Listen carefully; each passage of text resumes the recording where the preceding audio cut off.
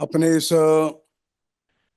चतुर्थ वेद विज्ञान सम्मेलन में इस अंतिम कार्यक्रम में उपस्थित मंच पर विराजमान महामहोपाध्याय मणि द्रविड़ शास्त्री जी महोदय, आचार्य वेणुगोपाल जी, श्रीमान शिव कुमार जी, प्रोफेसर सूर्यनारायण मूर्ति जी, श्रीमान कोम्पेला शास्त्री जी एवं इस सभागृह में उपस्थित सम्माननीय बंधुओं, आदरणीय बहनों,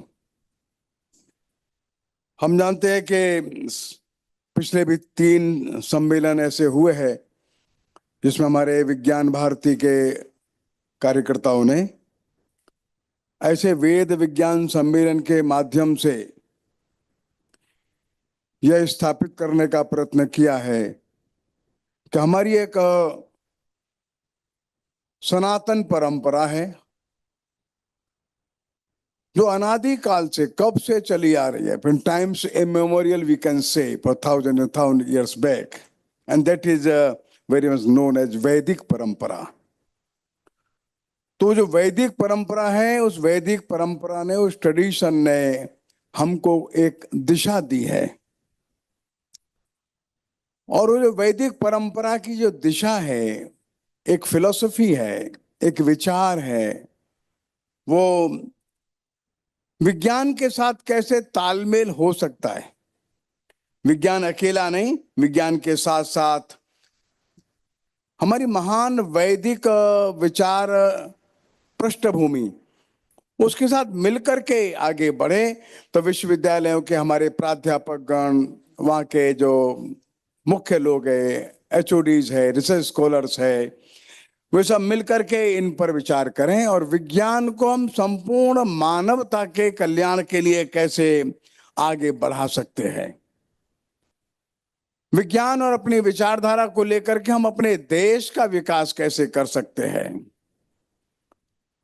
विज्ञान और मनुष्य मिलकर के संपूर्ण प्रकृति और जीव जगत के लिए और क्या कुछ अच्छा कर सकता है, उसका संरक्षण संवर्धन कर सकता है, ऐसा मिलाकर के एक अध्ययन और विचार और शोध चलता रहे, ये मुख्य हेतु ऐसे सम्मेलन का है। बंधु और बहनों, हमें जानते हैं जो वैदिक परंपरा है, ये चर्चा में तो बहुत है कि कई बार यूनिवर्सिटीज के हमारे सामान्य हमारे जो विद्यार्थी रहते हैं, जो अपना रिसर्च कर रहे हैं या एमएससी कर रहे हैं या कोई और कोर्सेज कर रहे हैं, वो जब पूछते हैं कि क्या है वैदिक परंपरा, क्या है वैदिक विचार, क्या है, तो ये बात तो सच है। हमारा देश दसियों हजार साल से इस वैदिक परंपरा पर चल रहा है। हमारे देश की सामाजिक व्यवस्था, हमारे देश की पारिवारिक व्यवस्था, हमारे देश की राष्ट्रीयता, हमारे देश का साहित्य, जहां भी देखेंगे तो हमको वैदिक दर्शन ही उसमें एक गाइडिंग फोर्स दिखाई देगा। जब कभी ऐसी कोई दिक्कत आई, कठिनाई आई, ऐसी कठिनाई कोई समस्या, तो तुरंत कोई ऐसा एक महापुरुष खड़ा होता है जो हमारे वैदिक दर्शन, वैदिक विचार को लेकर के फिर से समाज को ठीक मार्ग पर ले आता है। अर्थात हमारे देश को जो राष्ट्रीयता देने का काम है, जीवन मूल्य देने का काम है, जीवन को एक दृष्टि देने का काम है, सामाजिक व्यवस्थाओं को बनाए रखने का काम है, जो हमारी वैदिक परंपराओं ने किया है, वैदिक दर्शन ने किया है। हमारे चाहे वो रामायण हो, चाहे गीता हो, उपनिषद हो, आरण्यक हो, या इवन बौद्ध ग्रंथ भी क्यों न हो, जैन ग्रंथ भी हो, सबको कहीं न कहीं से जहां से प्रकाश मिलता है वो वेद ही है। शंकराचार्य भी हमारी वैदिक परंपरा की एक धारा को लेकर के आगे बढ़ते हैं, वो रामानंद भी वैदिक परंपरा के एक धारा को लेकर के बढ़ते हैं। भगवान बुद्ध में भी जो अहिंसा और जो त्याग का भाव है वो वैदिक परंपरा से आया है। महावीर में भी जो अपरिग्रह है और अहिंसा है, ये कहीं ना कहीं वेदों से ही प्रकाश पाकर के आगे बढ़ती है। अर्थात हम कैसे अपने आने वाली पीढ़ी को वैदिक दर्शन को समझावें, ये पहला बिंदु है। हम देखते हैं वैदिक संहिताएं भी हैं और संहिताओं के साथ साथ और ब्राह्मण ग्रंथ हैं और आरण्यक भी हैं और उपनिषद भी हैं। सामान्य व्यक्ति को बहुत कठिन लगता है। दसियों हजार मंत्र है, ऋचाएं हैं, श्लोक है, बड़ा व्यापक, बड़ा साहित्य है। उसको देख करके ही सामान्य विद्यार्थी डर जाता है, इतना तो अध्ययन करना संभव नहीं है। वो कहते हैं सारांश बताओ। तो पहली आवश्यकता यह है, विज्ञान तो पढ़ ही रहा है, जो पूछता है एक वैदिक दर्शन का सारांश बताओ, तो हमारे विद्यार्थी क्या वैदिक सारांश को बहुत संक्षेप में बता सकने में सामर्थ्यवान है क्या? आज ये बहुत बड़ी आवश्यकता हमारे सामने है और सारे दुनिया को हम वैदिक संस्कृति, वैदिक दर्शन, वैदिक परंपरा, वैदिक जीवन मूल्य, वैदिक दृष्टि, एक विजन हम कैसे बता सकते हैं? तो सबसे पहली बात जो हमारे वैदिक ऋषियों ने बताया, वो कहा सारी धरती, सारी सृष्टि, समस्त जीव जगत के भी बाहर कुछ भी है, वो सब एक आत्म है, वो तो आपस में संबद्ध है और एक ब्रह्म का विस्तार है। बस एक एक फंडामेंटल बात यह है, बड़ी मौलिक बात है। कोई भी वस्तु, कोई भी है, कहीं पर भी दिखाई भी दे रहा है, ना भी दिखाई दे रहा है, वो एक का ही विस्तार है। That is proliferation of one only and one. वो एक ही है, दैट इज ओनली वन।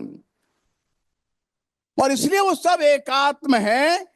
ये बात पहली बात है, फंडामेंटल बात है। जो मेरे अंदर है वही आपके अंदर, जो आपके अंदर है वो सर्वत्र है। ये एक ऐसी बात थी जिस बात ने हमारे वैदिक ऋषियों को ये ज्ञान करा दिया कि सारी सृष्टि को वे एक साथ कैसे विचार कर सकते हैं, सारी सृष्टि को कैसे जोड़ करके रख सकते हैं।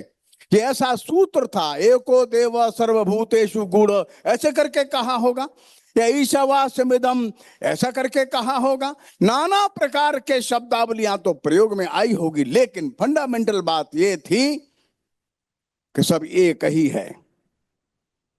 वो एक ही है, दो नहीं है। और बेसिक बात यह थी वो एक ही है। जब एक ही है तो भारत के ऋषि ने ये कहा स्त्री और पुरुष में भी भेद नहीं करना, वो एक ही है। जब दो हुआ तो एक साथ स्त्री और पुरुष में एक साथ चला गया। ऐसा ना हुआ एक रिब में से निकाल करके स्त्री बना दी, ऐसा नहीं है। नहीं, इन्फीरियरिटी और सुपीरियरिटी का कोई प्रश्न नहीं था। चाहे स्त्री थी, चाहे पुरुष था, चाहे जीव जगत था, उसके अंदर कहीं पर भी द्वैत नहीं है। जो द्वैत नहीं है, इसलिए हमने कहा, महर्षियों ने कहा, सभी को एक मित्र की आंख से देखो। Now all are your family members, all are your friends. हमारी जो आंख है, हमारा विजन, हमारी दृष्टि है, मित्रस्याहं चक्षुषा। जो मित्रस्याहं चक्षुषा सर्वाणि भूतानि समीक्षे, सब लोग जो भी है वो मेरे को मित्र मान करके देखे। और मित्र से चक्षुषा समीक्षा में, मैं भी सबको मित्र मान करके देखूं। But this was the unifying principle.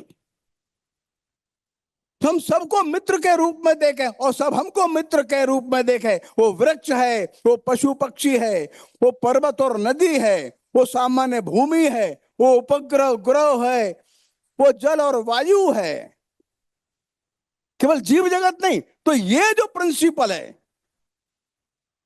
ये बड़ा गहरा है। सारी धरती फिर हमको माँ जैसी दिखने लगी। हमारे ऋषि ने कहा ये धरती तो माँ है, और धरती माँ है तो वसुधैव कुटुंबकम भी है। माता भूमि पुत्रो अहम। हमने पुत्रो अहम कहा तो पुत्रो अहम तमिलनाडु का नहीं है, पुत्रो अहम पृथिव्याः। वो पैदा तंजावुर में हो सकता है, बर्थ प्लेस तंजावुर हो सकता है, लेकिन उसकी माँ सारी पृथ्वी है। ध्यान रखिए, but this was the relationship created by our Vedic seers and saints. I can be the son of this soil, particularly of Chennai or Delhi or from Tanjavur. But whenever I say my mother, my mother, the whole of the earth is my mother. And the relationship is the son and my mother. Mother, whole earth is my mother. Then whole earth is my mother. Then it means the whole members of the earth are my family members. Vasudhaiva Kutumbakam. बंधुओं, ये बहुत बड़ा एक की factor है। एक ऐसी चाबी थी जिसने दुनिया के सारी समस्याओं को रिजॉल्व करने का बीड़ा उठाया। और इसमें वो ताकत है जो कहता है कि नहीं, ये तो हमने मान लिया सब अपने ही हैं, तो ईर्ष्या, द्वेष, संघर्ष, कटुता, इसके लिए रास्ता निकल गया। कोई किसी भी प्रकार का संघर्ष समाप्त करने का एक ऐसा मौलिक फंडामेंटल और एक बात हमारे उन वैदिक मुनियों ने रख दी। लेकिन आगे हमारे वैदिक मुनि कहते हैं, ठीक है, धरती तुम्हारी है, ध्यान में रखो, तुम धरती के हो, यह भी ध्यान में रखो, ये घर तुम्हारा है, ध्यान में रखो, लेकिन ये ध्यान में रखो कि जो धरती का उपभोग करना है वो तेन त्यक्तेन के द्वारा करना।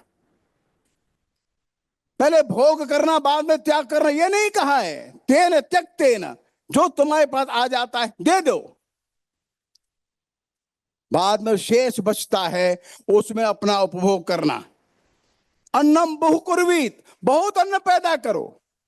अन्नम बहुकुर्वीत, सबको दे दो, जहां जहां आवश्यकता है दे दो, बाद में त्यक्तेन, भुंजी था, बाद में अपने लिए रखो।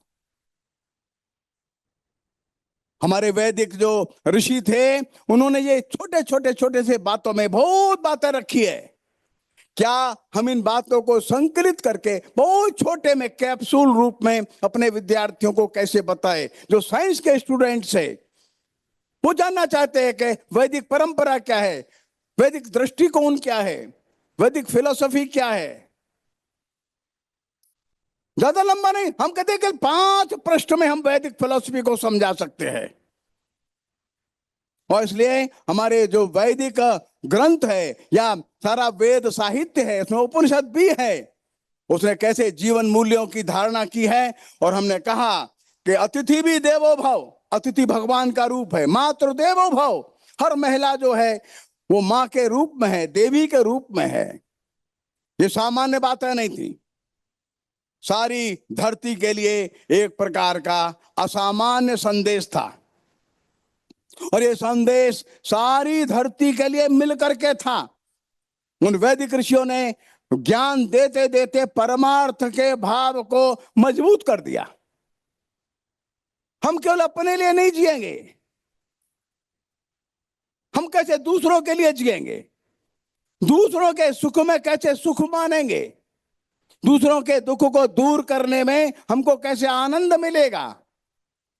क्योंकि हम जब सब एक ही परिवार के हो गए तो वैदिक ऋषि पहले ऋषि है सारी धरती के ऊपर जिनके मन में कृतज्ञता का भाव जगा।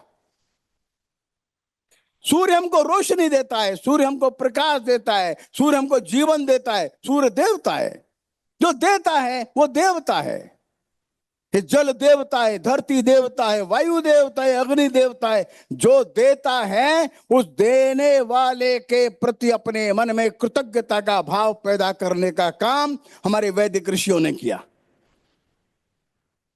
अहंकार ना आवे इसलिए कृतज्ञता चाहिए।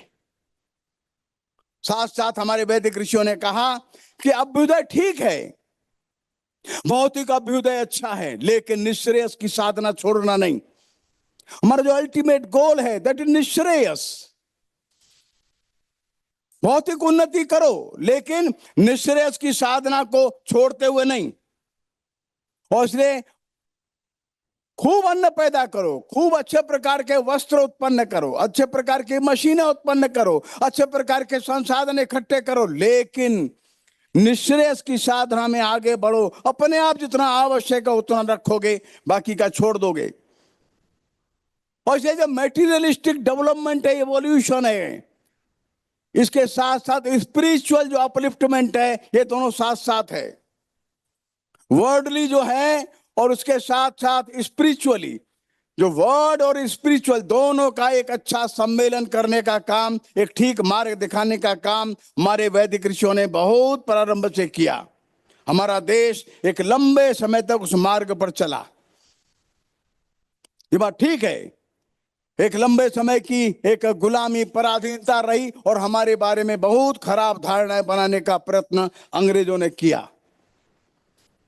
हमारे बारे में क्या क्या कहा गया है, लिखा गया, वो मैं आज नहीं बताता, लेकिन हमारे मिस मेयो, हमारे चर्चिल साहब, रुडयार्ड किपलिंग, विलियम आर्चर, ऐसे बहुत लोग हैं जो भारत के बारे में लिखते थे। India is a barbaric country, India is uncivilised country, India is a country of illiterate people. लेकिन उनके बारे में वहीं के लोगों ने उनको जवाब देने का काम किया। बंधुओं, कई बार यह मान लिया जाता है कि हमारे वेदों में पूजा पाठ है केवल, लेकिन क्या यही सच है? आज हमारे विद्यार्थियों को आवश्यकता है इस बात को बताने की।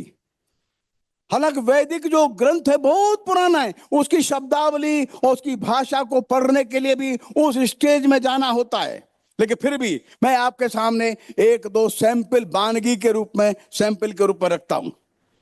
सबसे पहले भारत के ऋषियों ने नक्षत्रों को जब देखा तो चंद्रमा की गति के अनुसार नक्षत्र वे देखते थे। हर दिन चंद्रमा कहां है, उसके पास में नक्षत्र कौन से है, चंद्रमा की गति के अनुसार नक्षत्रों का अध्ययन सबसे पहले भारत में प्रारंभ हुआ।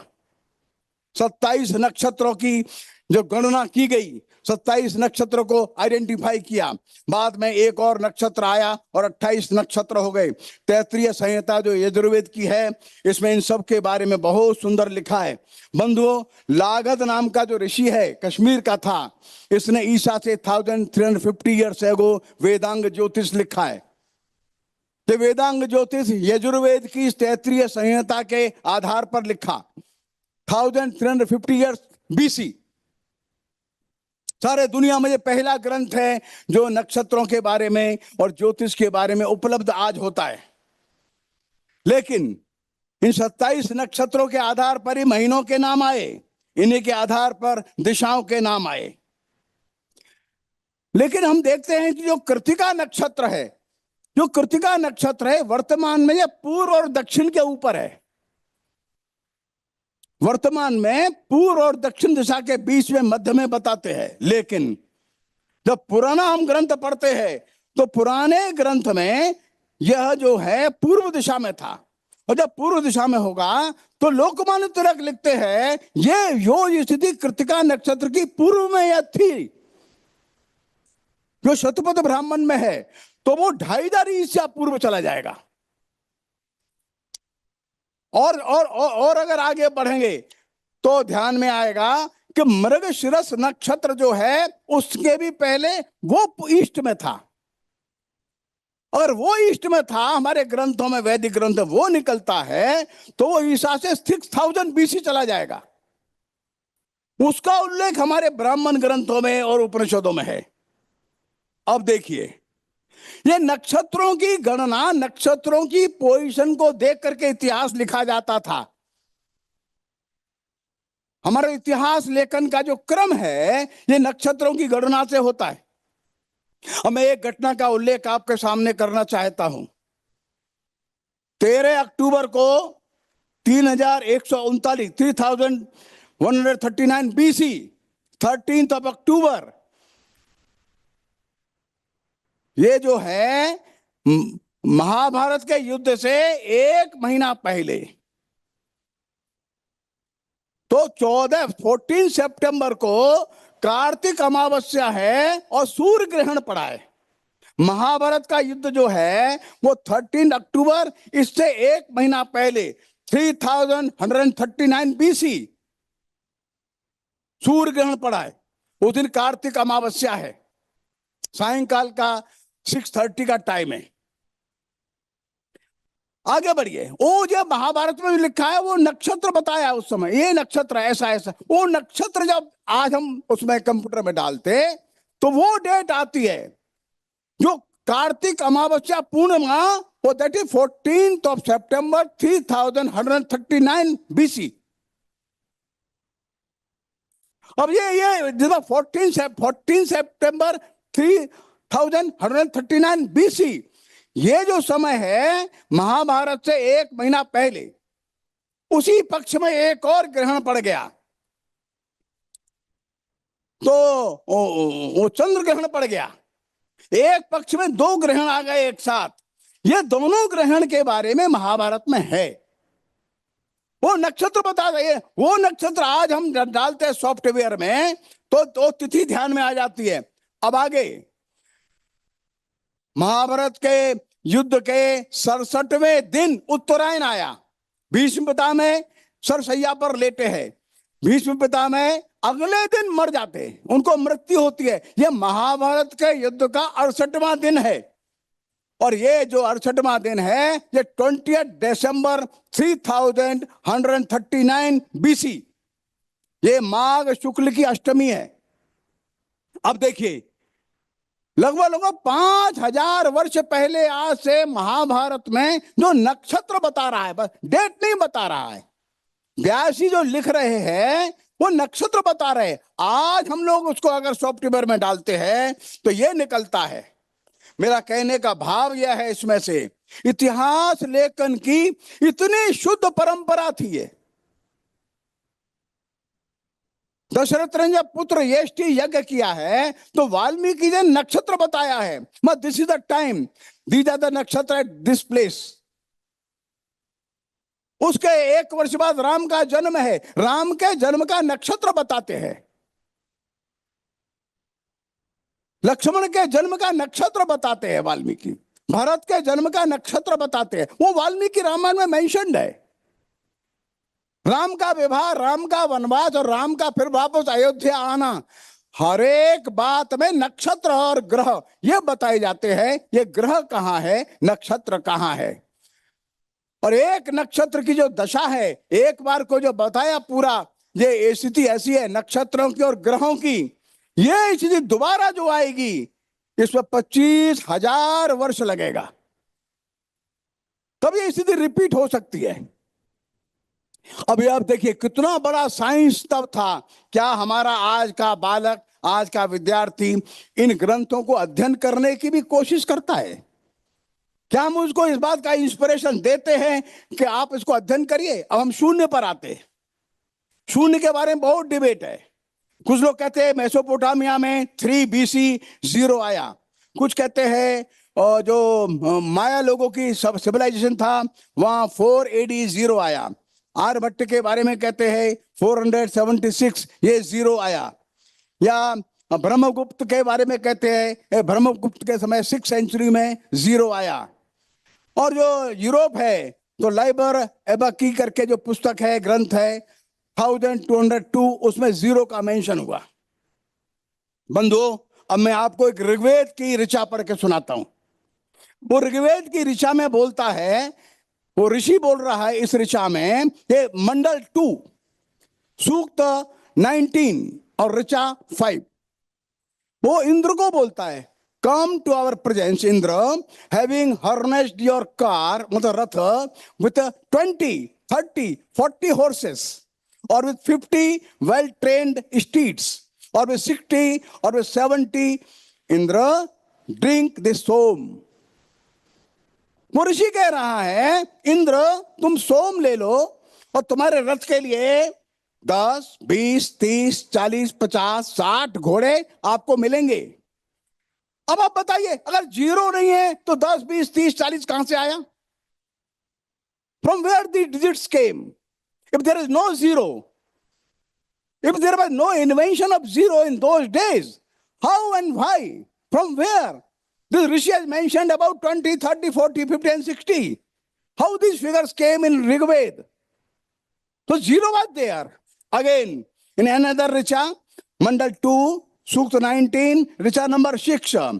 Come Indra to our presence, conveyed by 80, 90, 100 horses, and take the Som. वो कहते हैं अब तुम 80, 90, 100 और 100 घोड़े तुमको मिलेंगे, अब तुम सोम ले लो। बंधुओं, बड़ा सीरियस बात है। क्या ऋग्वेद की इस ऋचा में जो 80, 90, 100 है, 100, 80, 90 ये मेंशन्ड है, विदाउट 0 कैसे हो सकता है?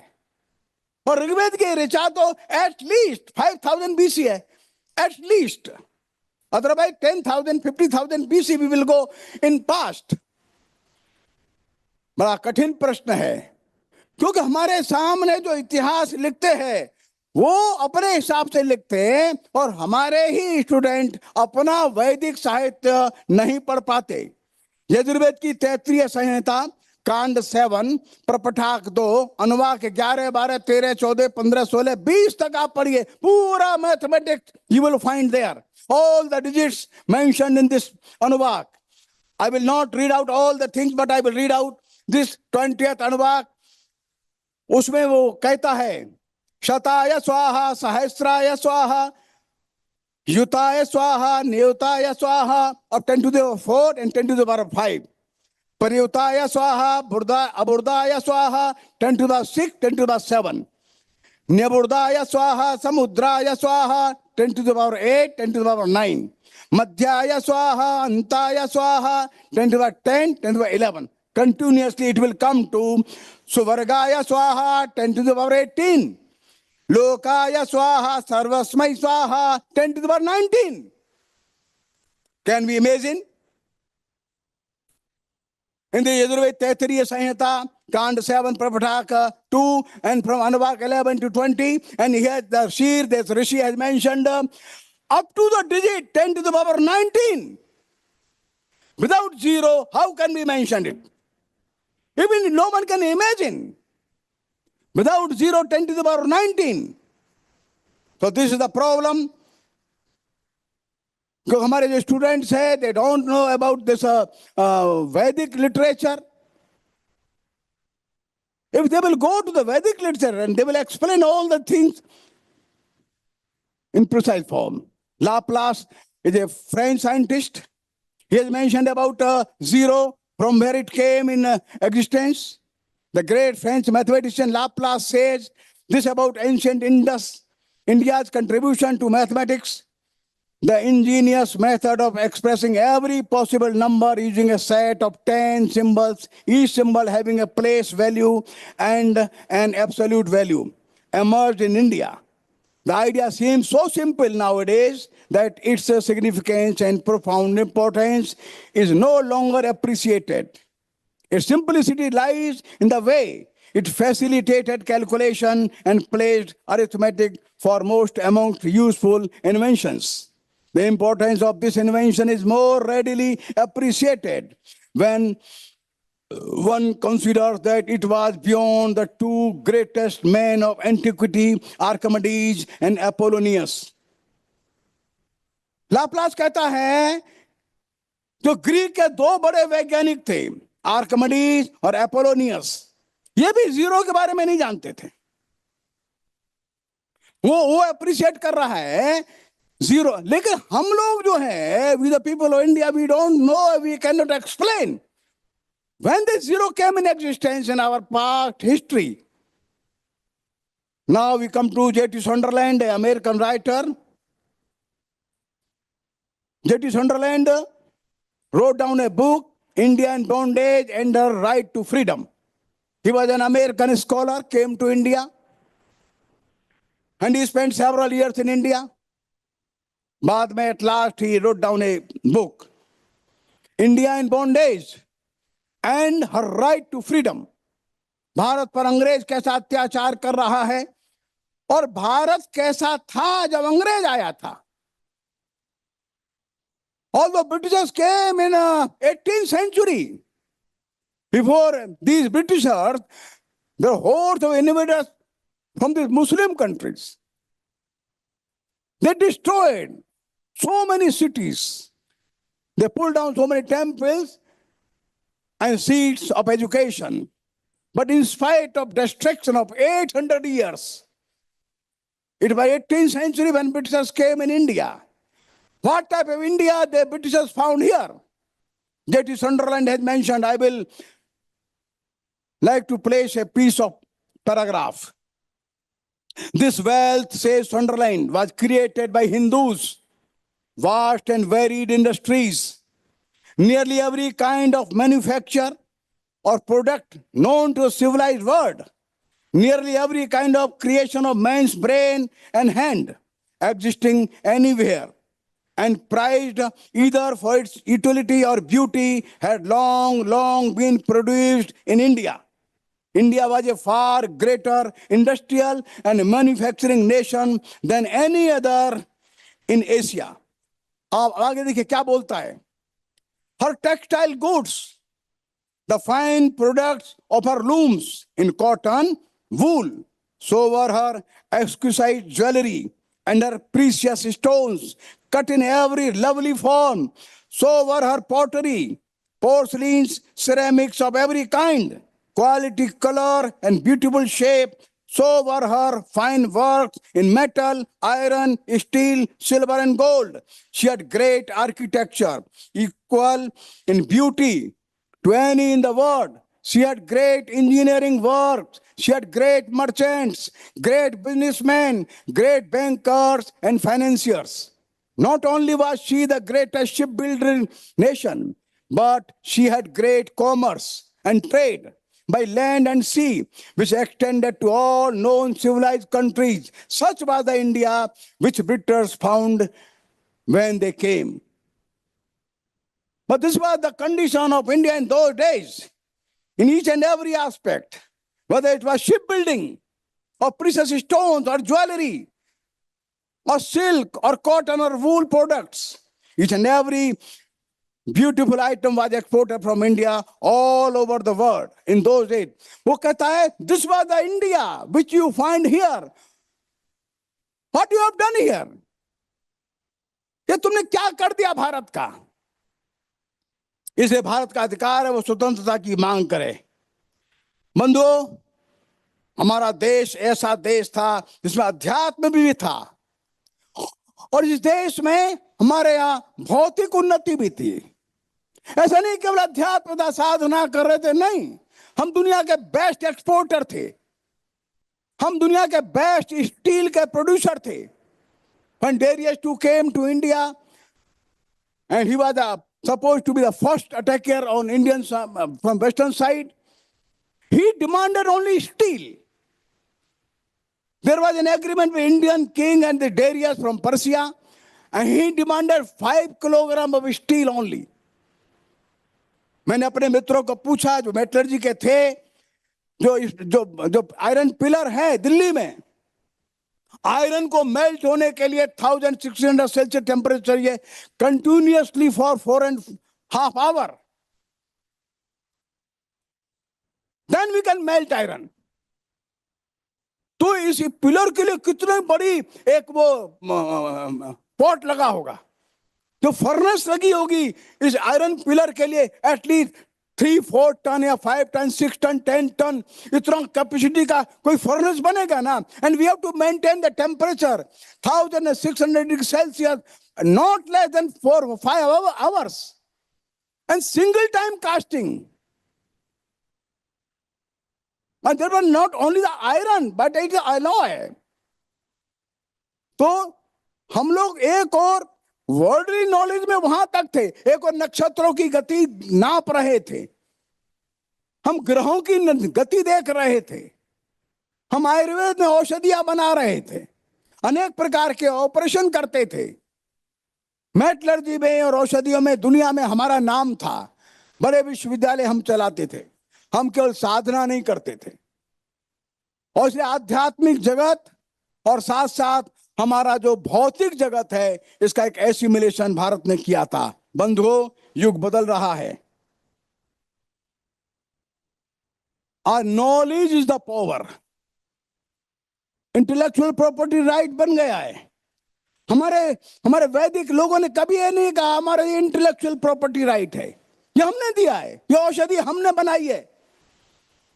हमारे वैदिक ऋषियों ने कहा ये औषधि है, ये सबके लिए है, ये ज्ञान है, ये सबके लिए है. आज बच्चे बड़े समझदार होते जा रहे हैं, वो केवल पैकेज देखते हैं, कितना पैसे का पैकेज मिलेगा, सैलरी कितनी है, अमाउंट कितना है, उसे क्या पढ़ा है क्या नहीं पढ़ा सेकेंडरी है. ज्ञान जो है वो बिकने को तैयार हो गया है. और साइंस एंड टेक्नोलॉजी ने मिल करके जो नए रिसर्च किए हैं, नए रिसर्च से नई नए नए आइटम्स बन रहे हैं। टेक्नोलॉजी और साइंस मिल करके इंडस्ट्रिस्ट को ले लेते हैं और नए नए प्रोडक्शन हो रहे हैं। इंडस्ट्रीज प्रोडक्ट बना रहा है, बिजनेसमैन उसको मार्केट में लाता है, विज्ञापन की नई नई एजेंसीज है, लोगों के मन में ये ग्रीड पैदा की जाती है कि purchase it, purchase it. You are not a complete man without this item, you are not a complete women without this item. तो greed is being created everywhere. So there is a vicious circle all over the world. Consumption and consumption and more consumption. और ये knowledge जो है वो तरह से market में खड़ी है। एक कठिन समय में सारी दुनिया अब हमारे सामने दिख रही है, क्या करे क्या न करे।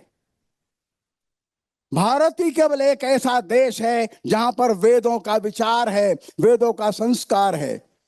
हमारे पास वेदों की थाती अभी तक है। जब कभी समाज थोड़ा सा विपरीत दिशा में गया, कोई न कोई एक ऐसा मनुष्य खड़ा हो गया, फिर से समाज को ठीक दिशा में ले आता है, फिर वैदिक खूंटे पर ला करके फिर बांध देता है। ये केवल हमारे पास ही है और कहीं नहीं है। भारत जो ऐसा देश है जो सारे समाज को इकट्ठा करके रख सकता है। सारी दुनिया परेशान है, सारी दुनिया दो समस्याओं से आज दुखी है। एक समस्या है इंटॉलरेंस की, किसी भी एक व्यक्ति को दूसरा व्यक्ति सहन नहीं हो रहा है, एक समाज को दूसरा समाज सहन नहीं हो रहा है। थोड़ी थोड़ी सी बात पे संघर्ष हो रहा है, वो हमारे बात को नहीं मानता, उसके बम डाल देते हैं। वो शिया लोगों का स्कूल है, सुन्नी बम डाल देता है। वो कैथोलिक का प्रोटेस्टेंट नाराज हो जाता है, सुन्नियों में 4 खेमे हैं, शियाओं में 10 खेमे हैं। कितना इंटॉलरेंस बढ़ रहा है, छोटी छोटी बात को लेकर संघर्ष गहरा है। हमारे ऋषि ने तब कहा था जितनी भी डाइवर्सिटीज हो सकती है उन सब डाइवर्सिटीज को समाप्त करने का एक बड़ा सूत्र हमारे वैदिक ऋषि ने दिया था। एकम सत विप्रा बहुधा वदंती। जितना इस विषय पर विचार करते, जितना इस मंत्र के ऊपर गहराई से हम सोचते हैं, हमको ध्यान में आता है कि इनफिनाइट डाइवर्सिटीज को भी समेट करके एक घर में बैठा देने का सामर्थ्य उस वैदिक ऋषि को है। क्या साम्य है आसाम के लोगों में, पंजाब के लोगों में?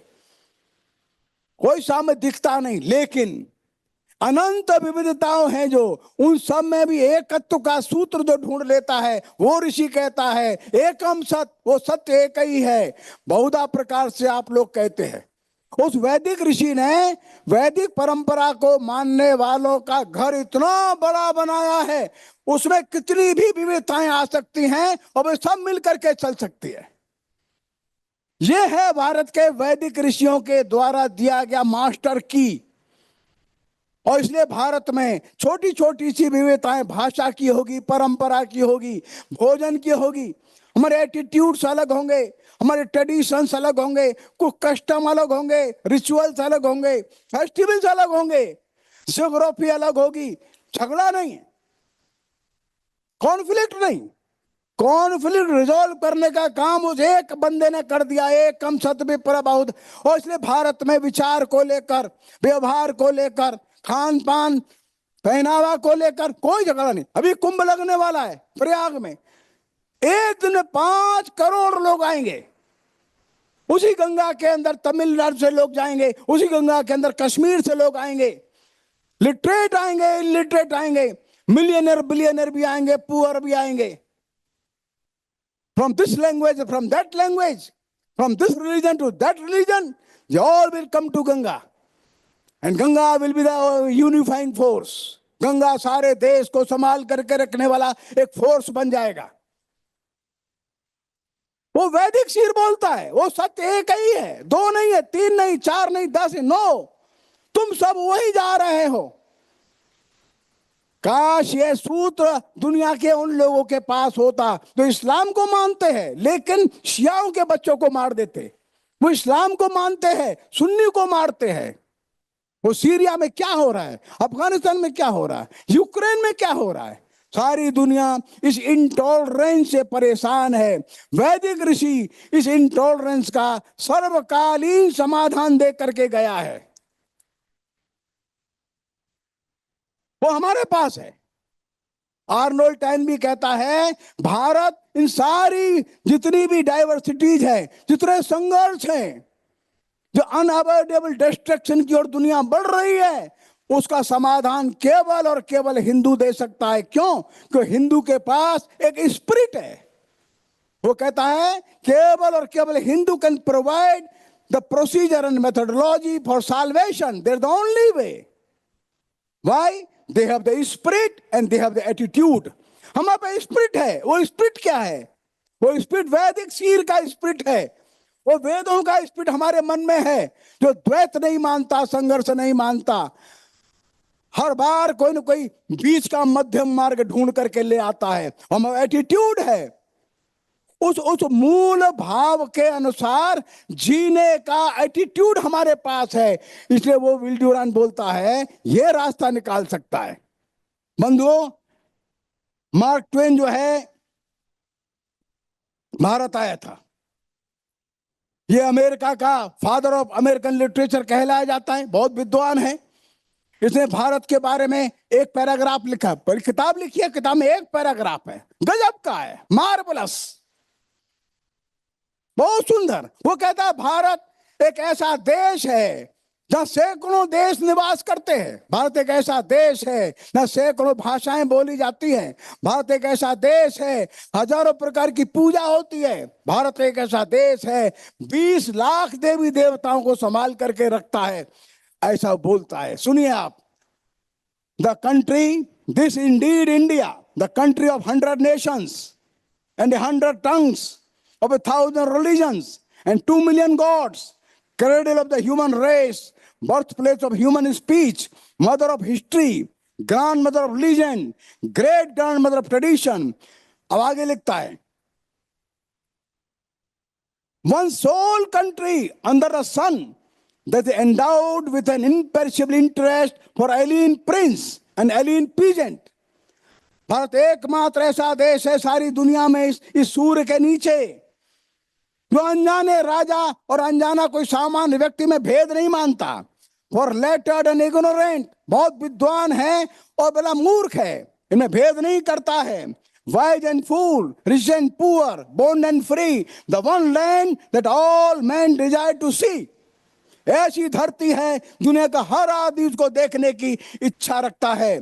And having seen once by even a glimpse would not give that glimpse for the shows of all the rest of the globe combined। Bharat एक ऐसा देश है, एक नजर इसकी अगर देख ले तो ऐसा लगेगा सारी दुनिया बेकार है। बंधुओं, कुल मिलाकर के अगर हम देखेंगे तो ध्यान में आएगा कि विज्ञान के साथ जोड़कर हम कैसे अध्यात्म को लेकर चल सकते हैं। अगर मानवता को बचना है तो एक और इंटॉलरेंस को खत्म करना है, और दूसरी ओर जो कंजम्पशन का ट्रेंड सारी दुनिया ने चला दिया है, पश्चिमी जगत ने मनुष्य को बता दिया you are the crown of the creation. सारी धरती के तुम क्राउन हो। हमने कहा तुम धरती के सेवक हो, तुम धरती के बेटे हो। गंगा जी तुम्हारी नहीं है, तुम गंगा जी के हो। धरती तुम्हारी नहीं है, तुम धरती के हो। और इसलिए हमारा ऋषि बता के गया, तेन त्यक्ते न भुंजी था, छोड़ दे, छोड़ दे, और छोड़, और छोड़, कम से कम, कम से कम। और इसलिए भारत के अंदर त्याग जो है वो हमेशा सम्मान की बात रहा है। दुनिया विनाश की ओर बढ़ रही है। बहुत विद्वानों ने बहुत कुछ कहा है, वो कहने का समय आज नहीं है, लेकिन आप देखिए अनेक बार बहुत बड़े बड़े साइंटिस्ट बैठे और एक एक साथ 1600 वैज्ञानिक भी बैठे, उसमें 100 से ज्यादा नोबेल पुरस्कार विजेता थे। सबने मिलकर के ये कहा अब बस बहुत हो गया है, जल्दी से जल्दी हमने नहीं बदला अपने आप को तो हम अवश्य भावी विनाश को चले जाएंगे। अब वो लंबी बात है, आप सब जानते हैं कि सारी धरती किसी भी एक मनुष्य की ग्रीड पूरी नहीं कर सकती, पर सारी धरती मिलकर सारे मनुष्य, सारे जीव जगत को पाल सकती है। लेकिन सिद्धांत वही होगा कि हम अपने रिक्वायरमेंट को कैसे कम करें, कैसे कम करें, ये बहुत आवश्यक है। और जब तक अध्यात्म विज्ञान के साथ नहीं जुड़ेगा, यह अध्यात्म है जो त्याग सिखाता है, क्यों दूसरे को कष्ट में देख करके अपने पासे दे देता है। अध्यात्म है जो अपने ज्ञान की कीमत नहीं मांगता। अध्यात्म है जो बताता है तुम्हारे पास जो कुछ है वो पुरखों का भी है, इसमें जो कुछ तुम्हारे पास है वो परमात्मा का है। यह अध्यात्म ज्ञान कराता है। बहुत महत्वपूर्ण बात है, हम अध्यात्म को विज्ञान के साथ जोड़ दें। अंत में बस एक उदाहरण दे करके मैं अपनी बात को समाप्त करूंगा। 1901 में जेसी बोस लंदन में थे और लंदन में उन्होंने जो वायरलेस का आविष्कार किया था वो एक सभा में दिखाने के लिए जाने वाले थे। पूरे लंदन के समाचार पत्रों में प्रकाशित हो गया कि भारत का एक वैज्ञानिक आया है और ऐसे ऐसे वो एक यहाँ प्रेजेंटेशन देगा, दूर बैठा व्यक्ति बात कर सकता है। तुरंत 2-3 जो बड़े बड़े इंडस्ट्रीज थे वो उनके होटल में आ गए और उन्होंने आकर के जेसी बोस को कहा, सर आप पूरा वहां मत बताइए, don't disclose each and everything of your research, please give it us, हमको दे दीजिए, we will give you the huge money out of this patent. उन्होंने मना कर दिया, नो, मैं इसका पेटेंट नहीं चाहता। बाद में उन्होंने पत्र लिखा महर्षि रविन्द्रनाथ टैगोर को। वो लिखते हैं, I am really shocked at the greed for money in Western society. If I ever fall into this trap, I will simply not be able to do even a part of what I intended to do. I do not have the time to even say what I want to say. So I turned them away. मैं उनको भगा दिया। रविन्द्रनाथ टैगोर को लिखते हैं, he was a millionaire, वो millionaire था, एक भिखारी की तरह मेरे कमरे के बाहर खड़ा था। लेकिन मैंने भी कह दिया, भारत में ज्ञान बिक्री के लिए नहीं होता है। भारत का ज्ञान जो है वो सार्वभौम है। एक नई बात नहीं कही, ये सनातन बात थी। लेकिन बंधुओं, उसके जवाब में, पत्र के जवाब में रविन्द्रनाथ टैगोर ने जो पत्र लिखा वो सच में सुंदर है। बस मैं उस पत्र को पढ़ करके आपको सुनाता हूं, थोड़ा पैराग्राफ एक। वो सर्वकालीन है और भारत के प्रत्येक अध्यापक के लिए है, भारत के प्रत्येक विज्ञान के विद्यार्थी के लिए है। हमारे सामने चुनौती है, जो चुनौती 120 साल 25 साल पहले वो है, वो चुनौती आज और बड़ी गंभीर हो गई है। रविन्द्रनाथ टैगोर लिखते हैं, तुम भारत के पुत्र हो, तुम सामवेद के मंत्रों को जानते हो, हमारे ऊपर एक बड़ा गुरुतर दायित्व है। सारी धरती में तथाकथित जो ढोंगी और आडंबर लेकर के विद्वान खड़े हो गए, उनकी आंखें खोलने का काम हमारा है।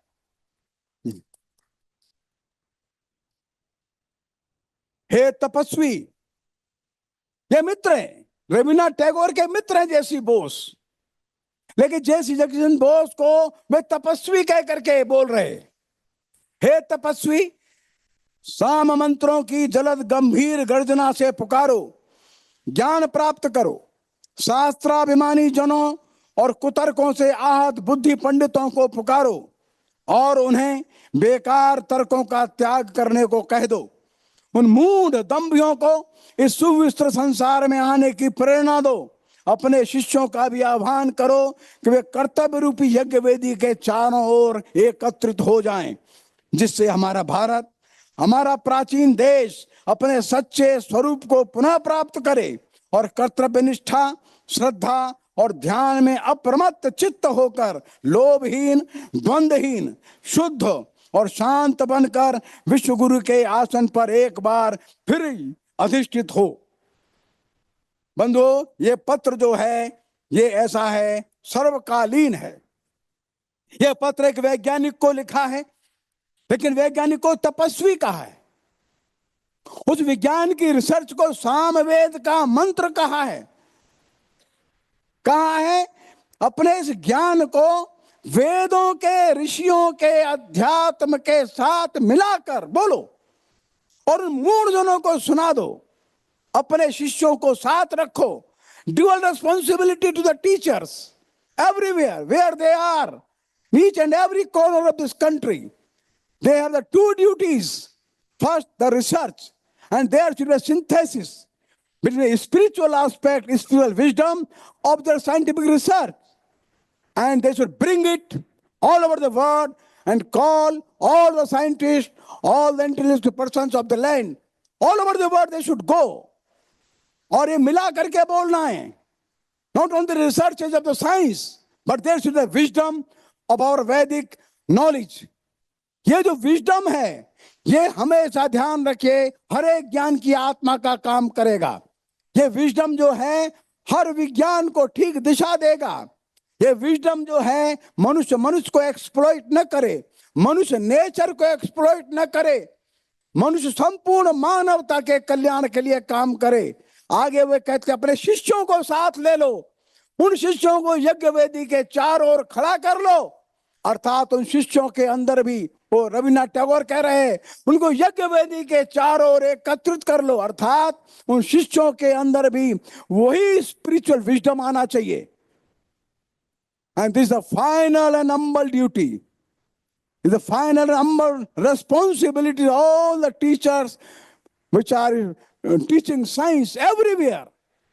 हमारे देश की किसी भी यूनिवर्सिटी में, किसी भी कॉलेज में हमारे जो विज्ञान के प्राध्यापक हैं, उनके ऊपर दो बड़ी जिम्मेदारियां आ गई हैं। अच्छा रिसर्च करे, लेकिन यज्ञ वेदी के चारों ओर अपने विद्यार्थियों को एकत्रित कर ले, जिससे धरती भी बचे, ये मानवता भी बचे, जीव जगत बचे, प्रकृति बचे, और सारी धरती को हमारे वैदिक ऋषियों का एक सनातन संदेश, जो आध्यात्मिक संदेश है, वो हमेशा प्राप्त होता रहे। प्रणाम।